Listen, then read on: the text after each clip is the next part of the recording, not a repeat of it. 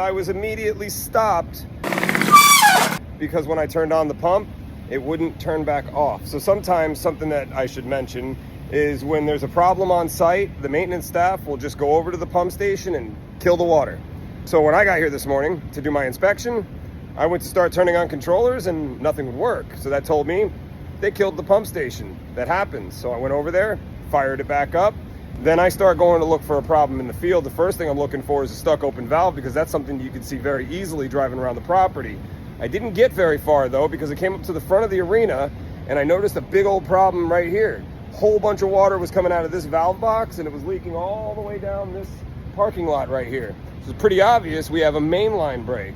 Let me show you what that looks like on the inside of the box. We have a 2-inch Rainbird PGA valve that is bottom fed, and the problem here is on the bottom fed 2-inch male adapter that you see down there. There's a crack between the male adapter and the valve, or it's on the valve itself. I'll have to dig it up to be sure, but I know that when I reached my hand in here, that's where the water was coming from, the bottom of the valve. All right, let's get it exposed and see what we're working with. Well, I started to cut it out.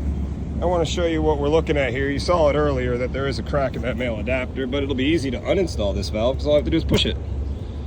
All right. Well, we will be installing another male adapter on that. We're going to have to get a couple of elbows, and we are going to re-plumb how this looks because I'm not a fan of how this was put together. It's part of the reason why it broke. So we are going to use that 45 over there where this elbow is. So cut off the rest of what we don't need here, and we'll rebuild it.